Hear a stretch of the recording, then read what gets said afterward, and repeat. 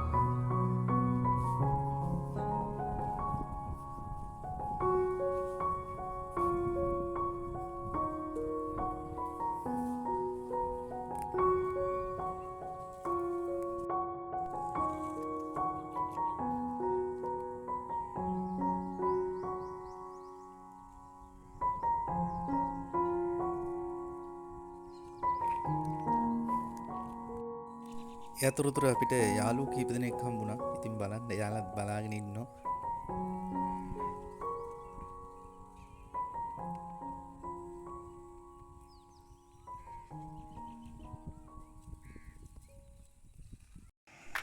හරි අපි එහෙනම් අපේ ගමන පටන් ගමු.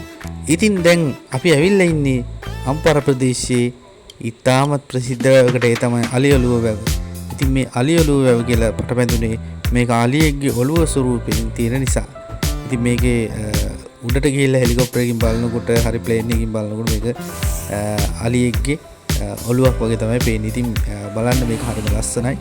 හරිම සුන්දරයි. ඉතින් ඔයාලත් එන්න ඇවිල්ලා මේක නරඹන්න. ඉතින් අපි ඉදිරියට යමු එහෙනම්. ඉදිරියට ගිහිල්ලා කතා කරමු.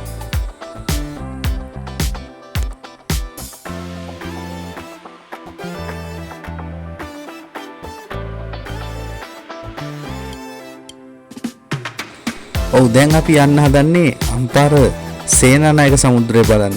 ඉතින් අපි මේ යන ගමනේ හරිම වටිනාකමක් තියෙනවා. මොකද මේ වගේ සුන්දර ස්ථාන ඔයාලට දැක බලා ගන්න පුළුවන්. ඉතින් අපි දැන් මේ යන්නේ සේනානායක සමුද්‍රයට. ඉතින් අපි බලමු කොහොමද කියලා.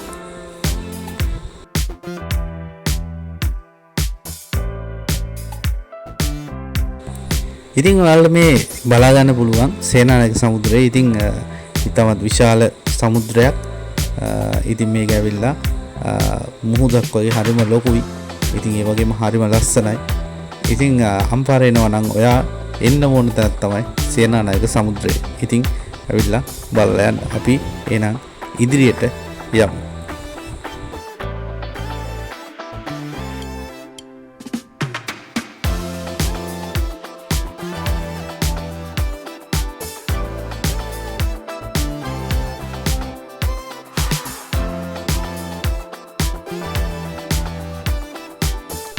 ඉතින් අපි සේනානායක සමුද්‍රය බලලා එනකොට අපිට යාළුවෝ කීප දෙනෙක් හම්බුණා.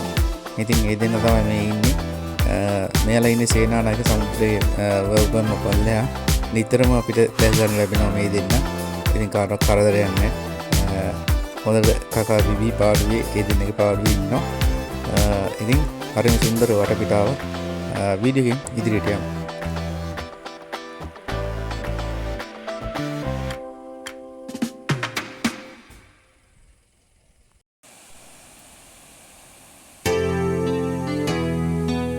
දැන් අපි ඇවිල්ලා ඉන්නේ අම්පාර පහල්ලන්ද ප්‍රදේශයට පහල්ලන්ද පාදගොඩ මාර්ගය ළඟ තියෙන පාලම ළඟට. ඉතින් එතන තියෙනවා කිසියම් දියැලක් වගේ ලස්සන ස්ථානයක්. ඉතින් අපිට මේක හම්බෙන් තමයි නිත ගැටුනේ. මේකේ විශේෂත්වයක් තියෙනවා. මේ දියැලක් වගේ මේක ගලාගෙන යන මේක ඔයක් ඒක උඩින් යනවා යටින් ඔය කොන්ක්‍රීට් තට්ටුව යටින් යන්නේ ඇල. මේක තමයි මේකේ තියෙන විශේෂත්වය. ඉතින් මේක වර්ෂයේ සෑම දාම මේක ගලාගෙන යනවා. ඉතින් මේ හරිම සුන්දරයි. අපිට ඒ වගේම මේ පාදගොඩ මාර්ගයේ වැවක තිබිලා අපිට හම්බුණා ලස්සන වෙසක් කූඩු, නෙළුම් මල් වෙසක් කූඩු. ඉතින් අපි මේ ටික බලාගෙන එනකොට එහා පැත්තෙන් අපි දැක්කා ළමයි වගේක් ඇවිල්ලා මේකට ලයිට් දාන්න සෙට් කරනවා. ඉතින් මේකත් හරිම ලස්සනයි. මේක රැට ලස්සනට ඇති. අපි එහෙනම් ඉදිරියට යමු. අපි පාදගොඩ මාර්ගයේ ඇවිල්ලා මුවන්ගල මාර්ගයට දානකොට අපි දැක්කා ලස්සන ගණදෙවි පිළිමයක් තියෙනවා. ඉතින් අපි එතනත් පොඩ්ඩක් නැවතිලා ගණදෙවියන් වැඳලා අපි ආවා. ඉතින් මෙතනත් හරිම ලස්සනයි. මෙතන එහා පැත්තේ වැවක් එහෙම තියෙනවා. දැන් නම් පේන්නේ නැහැ. හරිම ලස්සන විදිහට මෙතන තියෙනවා. ඉතින් අම්පාරේ එනවා මේ ස්ථාන ඔයාලා බලා ගන්න ඕනේ. ඉතින් මේවා හරිම ලස්සන තැන්. ඉතින් ඔයාලත් ඇවිල්ලා මේවා නරඹලා යන්න.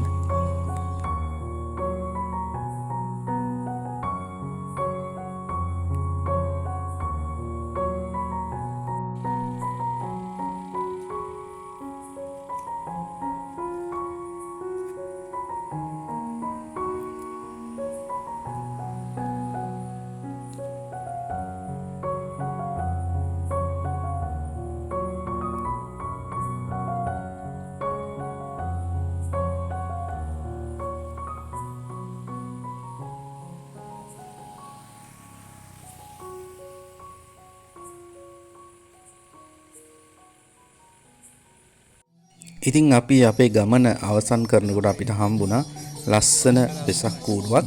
ඉතින් මේකත් හරිම ලස්සනයි. ඉතින් මේ වගේ තැන් ලස්සන ස්ථාන බලා ගන්න ඔයාලට පුළුවන් මගේ channel එක හරහා. ඉතින් තාමත් මගේ channel එක subscribe කරලා නැත්නම් subscribe කරන්න දැම්ම ඊට එහා පැත්තේ තියෙන bell icon එක ඕල් දාලා තියාගන්න අමතක කරන්න එපා. එහෙනම් අදට ගිහින් එන්න ඔබට සුබ දවසක්.